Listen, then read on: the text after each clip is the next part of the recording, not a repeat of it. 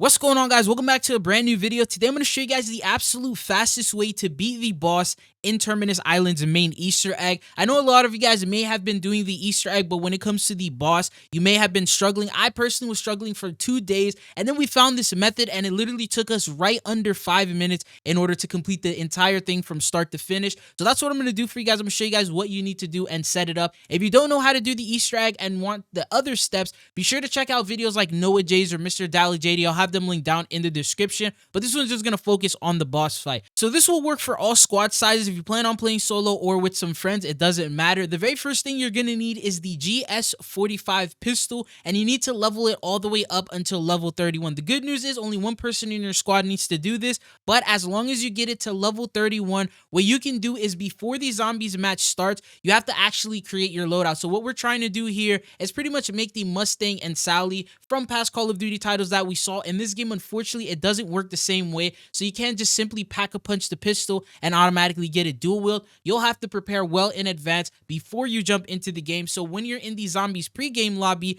one of your friends will have to set this class up and add the akimbo to it before you jump into the match. Now, what's very important is what you want to do is go into your zombie loadout while you're creating the class. You click on the weapon, and then you want to click L2. It says it at the very bottom for whatever platform you're on, and you want to toggle it as your zombies loadout. This is very important to do, so that way it'll actually go towards the wall buy. You don't have to have it in your loadout. You can use any weapon that you want, but you have to make sure that it is set to the zombie build, so that way when you purchase it from the wall, it comes in with these attachments. When you jump in, there is a wall. It's the very first wall buy where you can purchase this. The person who got this weapon unlocked will be able to purchase it multiple times and drop it for the rest of the squad to pick up. And what your goal is, as soon as you pick it up, is to get it to legendary rarity as well as tier 3 pack-a-punch. Will take a little bit of time. Another flaw just to note from this gun is that it does run out of ammo fast, but with this method, I promise you, it doesn't matter. As you're doing the steps for this Easter egg, a couple of things that you will need is first, PhD Flopper. This will help you so that when you shoot these bullets,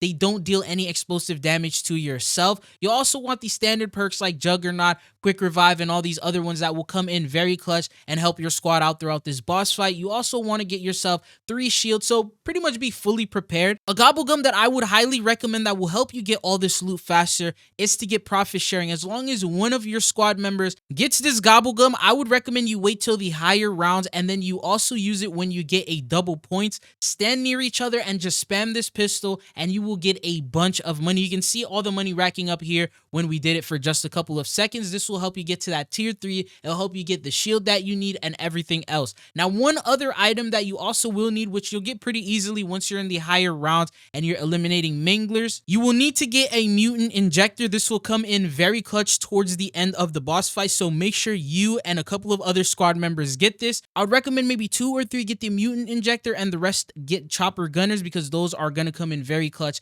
for the end of it. But let's jump into the actual boss fight. So now I'm gonna give you guys a live commentary of the actual game that we played. So as soon as you load in, what you saw that I did here is I just started spraying at that cyst. He has that glowing red pimple that pops up in either one of his shoulders, and you just want to start shooting at it. You can see here that I'm dealing 10,800 damage every single bullet that connects to him, so I'm trying to hit as many shots as possible. My teammates are also shooting him, so you can see that that health bar within around 30 seconds is already a quarter of the way through. And what this is going to do is it's actually going to trigger the next stage. So you can see here I almost died, so I started running away because now there's nothing to shoot at. I'm also very low on ammo. You don't need to buy ammo right here, so it does cost you 5,000. If you don't have that money, don't worry, because what's going to happen is for these next 60 seconds, we have to actually just survive. You don't have to eliminate zombies. You don't have to really do anything. This is a great opportunity if you want to use your gobblegums, if you want to help a friend get revived, if they get knocked or anything like that. What you are trying to do here is pretty much just live. You can make your life a little bit easier by shooting at the tentacles, but I felt like